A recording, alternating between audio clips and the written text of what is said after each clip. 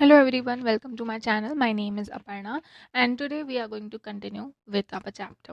Let's start.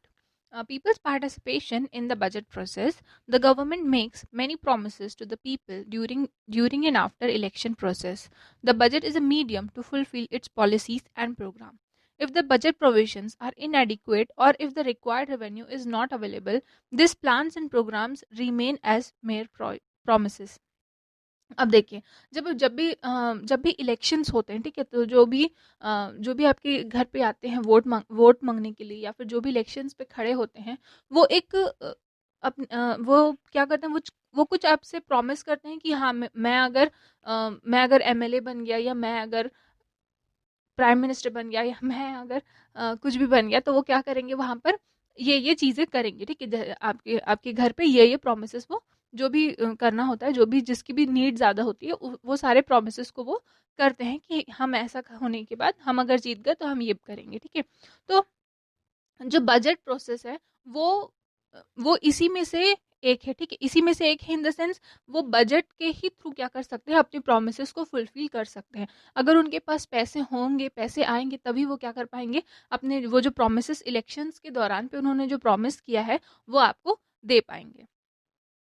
तो और अगर ये बजट जो है, ठीक है, अगर ये बजट जो है वो आपका वो आपका पास नहीं हो पाता है, अवेलेबल नहीं हो पाता है, ये जो प्लान और प्रोग्राम जो कि उन्होंने प्रॉमिस किया है वो खाली प्रॉमिस ही बनकर रह जाता है और वो प्लान मतलब वहाँ पर अफेक्टिवनेस नहीं आता, वहाँ पर अफेक्ट में नहीं आता।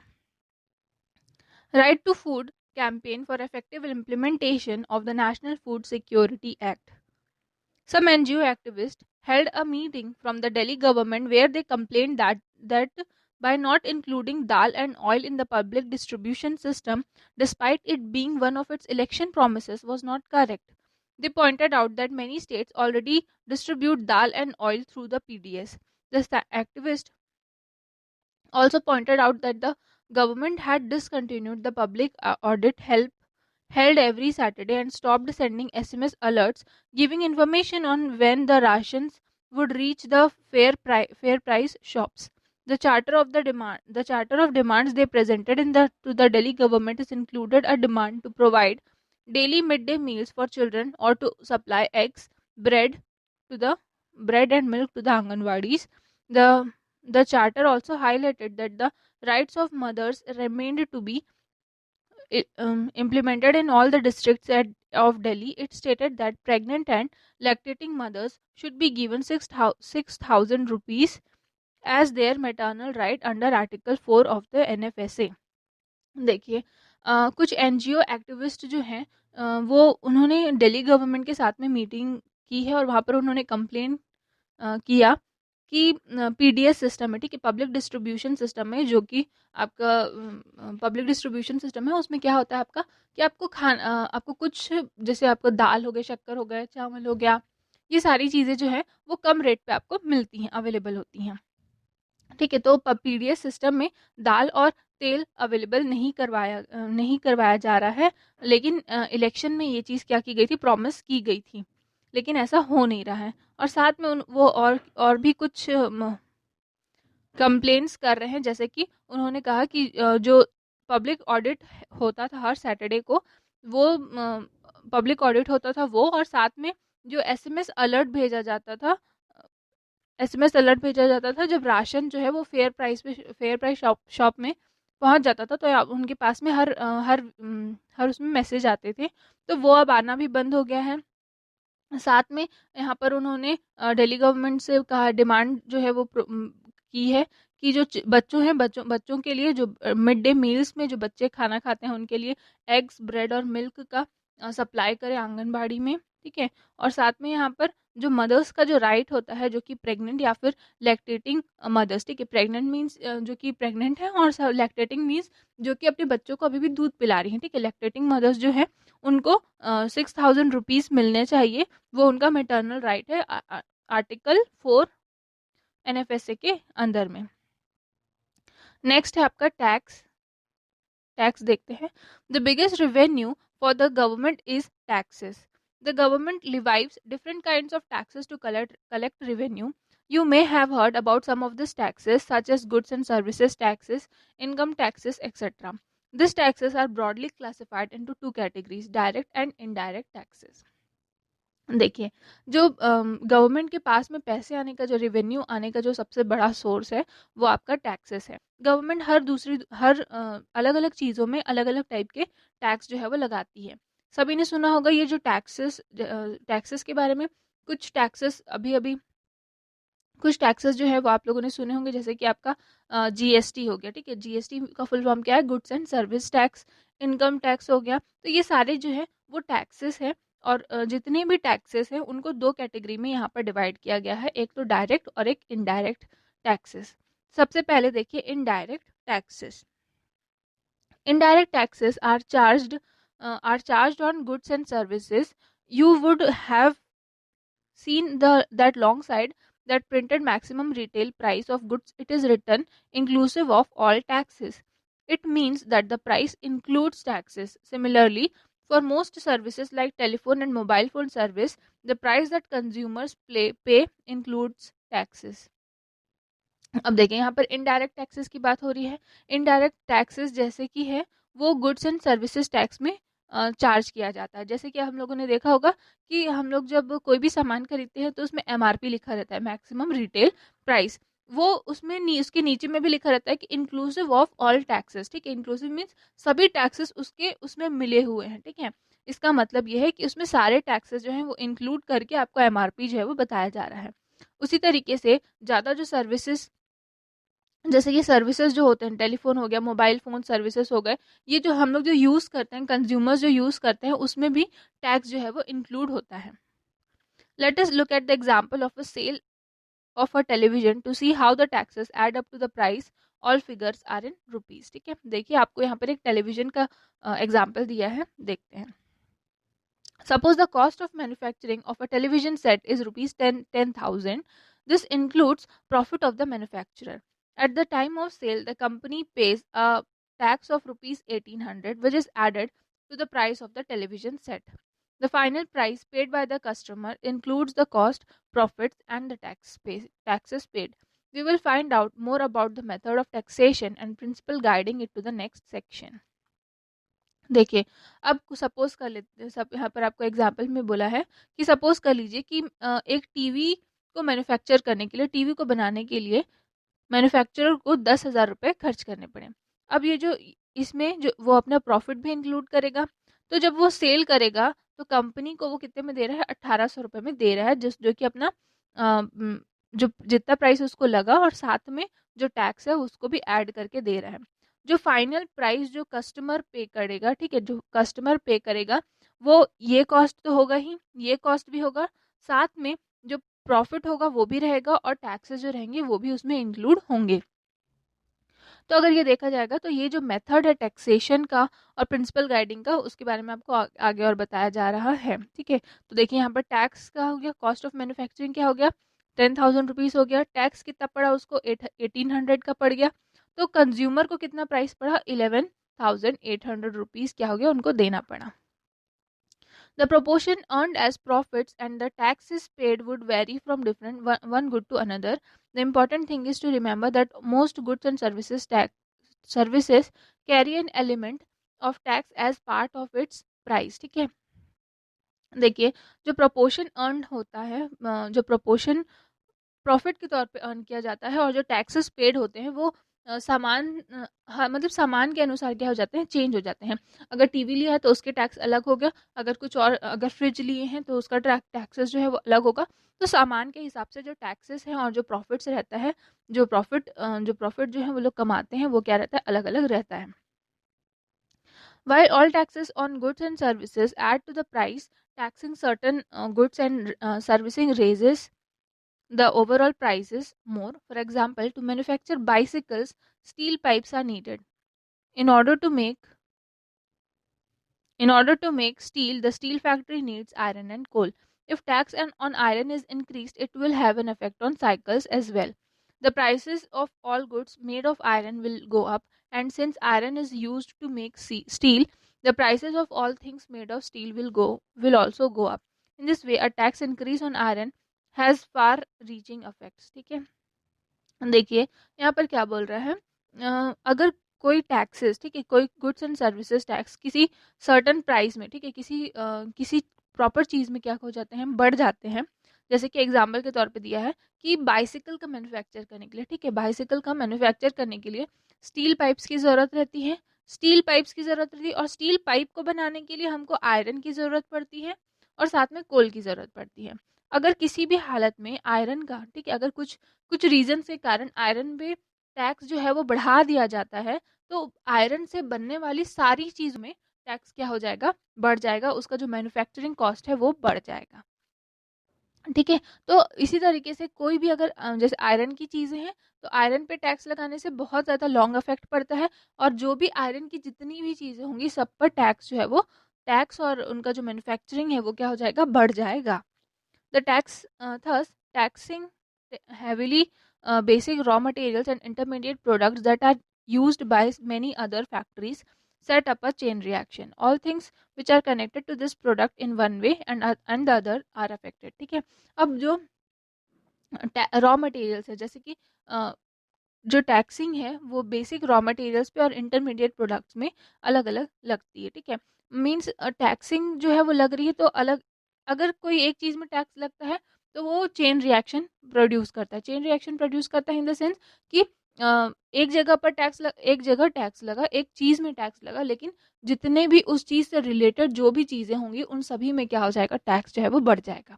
तो ये एक तरीके से चेन रिएक्शन क्रिएट करता है। जो चीज़ें रहती हैं जो उस प्रोडक्ट से कनेक्टेड है, तो वो सभी में क्या हो जाएगा, हमको अफेक्ट देखने को मिलेगा। GST, goods and services tax as value added tax. GST was launched in India in 2017. Through the preparations have taken across several years, till recently we have a variety of indirect taxes. Excise, mm, excise duty was charged on the production of goods, sales tax and was charged on the sales of goods. Service tax was charged on the sale of services such as mobile service, restaurant service, etc. With the launch of GST, most of the indirect taxes have been replaced by one system of goods and service tax.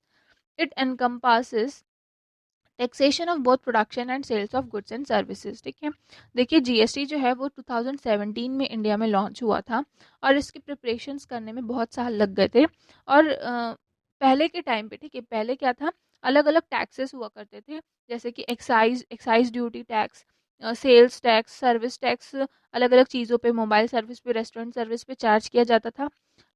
GST के launch के बाद में ज़्यादातर जो indirect taxes है वो पूरा ही क्या हो गया है, अलग अलग टैक्सेस जो है वो रिप्लेस हो गए हैं, और जीएसटी सिर्फ और सिर्फ एक ही टैक्स जो है वो लगता है, जो कि है आपका जीएसटी। ठीक है,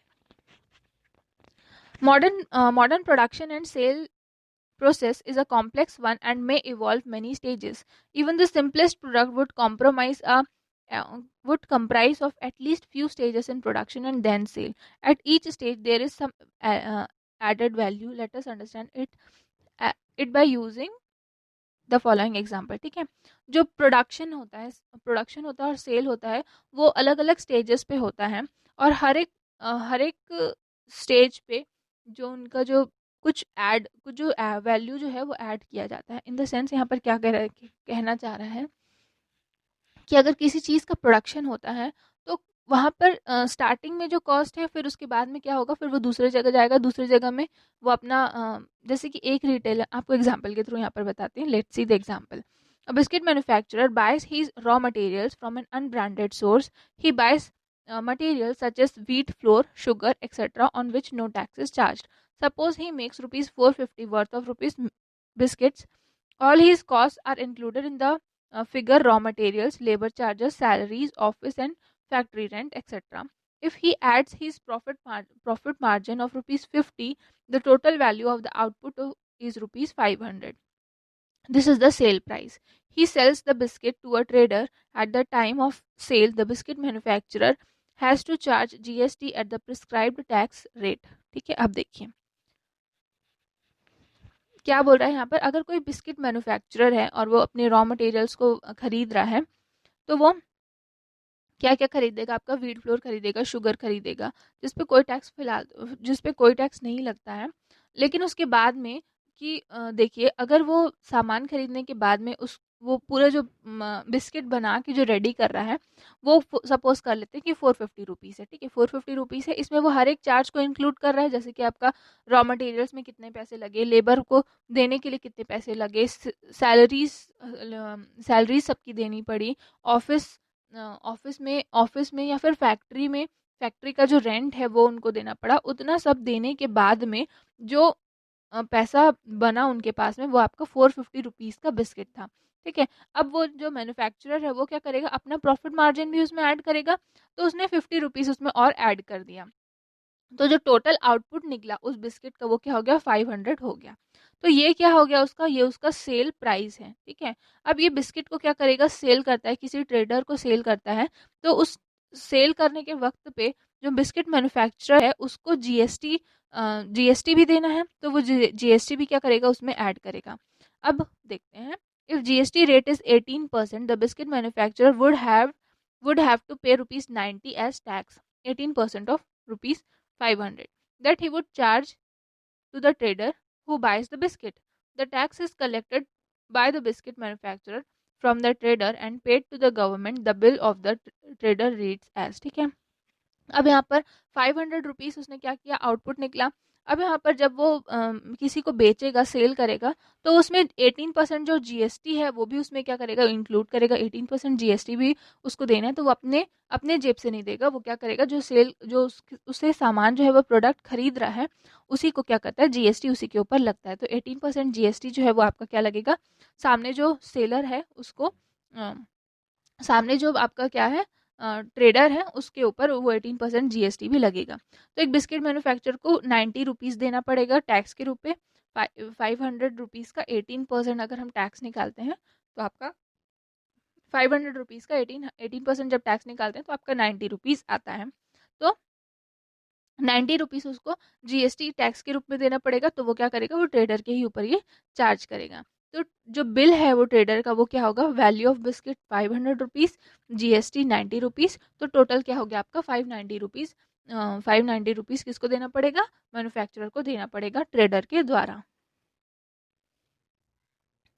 The trader stocks the goods, maintains her shops and hires staff to the work. She sells these biscuits to a retail store of rupees 700. This amount includes all her costs and profit margin of rupees 700 may be considered the value of her output. At 18% GST rate, you may think she has to charge rupees 126 as GST. देखिए जो trader का जो stock है वो क्या हो गया, अब वो खरीद लेकर आ गया, ठीक है, ट्रेडर जो है वो बिस्किट्स को लेके आ गया मैन्युफैक्चरर से। अब वो भी क्या कर रहा है, शॉप को मेंटेन कर रहा है, स्टाफ हायर कर रहा है वर्क करने के लिए। तो ये जो बिस्किट है उसको वो कितने में सेल कर रहा है, 700 रुपीज़ में सेल कर रहा है। इस अमाउंट में उसका प्रॉफिट और जितना कॉस्ट कॉस्ट उसको लगा खरीदने में वो सभी क्या है, इंक्लूडेड है। तो अगर हम इस चीज़ को देखेंगे तो इस हिसाब से 18% जीएसटी क्या लगेगा उसमें, 18% जीएसटी अगर देखेंगे तो 126 रुपीज़ उसको क्या देना पड़ेगा, जीएसटी के तौर पे देना पड़ सकेगा, ठीक है। लेकिन देखिए, however recall that she has paid a GST of rupees 90 already when she bought the biscuits from the biscuit manufacturer. The price she paid included 90 rupees as tax. What as paid previously 90 rupees is third deducted from rupees 126 to calculate the tax that the trader charges. She credits rupees 90 for the tax she had paid on her input, ठीक है। देखिए अब क्या बोल रहा है यहाँ पर, क्योंकि पहले ही, ठीक है, 126 रुपीज़ उसका क्या हो गया, जीएसटी के तौर पे उसको अलग से देना पड़ेगा। लेकिन याद करिए कि उसने 90 रुपीज़ का टैक्स जो है वो ऑलरेडी पे कर चुके हैं, ठीक है, वो 90 रुपीज़ क्या कर चुकी है, ऑलरेडी पे कर चुकी है जब उसने बिस्किट खरीदा था। तो ये जो 126 रुपीज़ जो उसको जीएसटी देना है उसमें वो 90 रुपीज़ को क्या कर देगी, माइनस कर देगी, ठीक है। 90 रुपीज़ को माइनस कर देगी, तो 90 रुपीज़ माइनस करने के बाद में जो जो पैसे उसके पास बचेंगे वो उसको क्या करना पड़ेगा, देना पड़ेगा, ठीक है। बाद में वो जो पैसे रहेंगे वो उसके पास में आ जाते हैं। तो ट्रेडर का बिल क्या हो जाएगा, बिस्किट की वैल्यू 700 और जीएसटी का वैल्यू आपका 36 रुपीज़, तो टोटल कितने देने पड़े उसको, 736 रुपीज़ देने पड़े। There is another way of looking at this. For the trader, the value of goods sold or sale price is rupees 700 and the total value of input purchased is rupees 500. Value added is rupees 200. Value added is simply the difference between the value of goods and services sold, output, and the value of the physical inputs purchased. Tax rate of 18% of rupees 200 is rupees 36. This is the same amount as the trader's bill. Tax is paid by the trader on value added rupees 200 and not on the total value 700. The inputs used in production that have already been taxed once are not taxed again. As a proof that the inputs have been taxed, the trader must show the bill of the biscuit manufacturer. ठीक है, अब देखिए अगर इसी को हम लोग दूसरे तरीके से देखेंगे तो ट्रेडर ने क्या किया, मतलब उसने 500 रुपीज़ में क्या किया था, खरीदा था बिस्किट को, और 200 रुपीज़ उसने और ऐड किए। ठीक है, तो जो इसमें जो टैक्स लगेगा वो आपका 200 रुपीज़ में लगेगा। तो अगर हम 18% 200 का निकालेंगे तो आपका 36 रुपीज़ आएगा। तो 36 रुपीज़, क्योंकि उसने 500 रुपीज़ में टैक्स ऑलरेडी पे कर चुका हुआ है, तो ये एक्स्ट्रा 200 रुपीज़ में ही क्या करेगा, सिर्फ और सिर्फ टैक्स जो है वो पे करेगा। तो अगर यहाँ पर आपका क्या हो जाएगा, 36 रुपीज़ उसको एक्स्ट्रा पे करना होगा जीएसटी के लिए। लेकिन लेकिन उसको पहले क्या दिखाना पड़ेगा, प्रूफ दिखाना पड़ेगा कि जो 500 प्रीवियसली था उसमें उसने टैक्स जो है वो ऑलरेडी पे किया हुआ है। तो प्रूफ के लिए वो क्या करेगा, जो बिल है बिस्किट मैन्युफैक्चरर से जो उसने बिल लिया है वो वहाँ पर शो करेगा। ठीक है, अब नेक्स्ट क्लास पे हम देखेंगे 3 थिंग्स आर नोटवर्थी हियर। ठीक है, थैंक यू।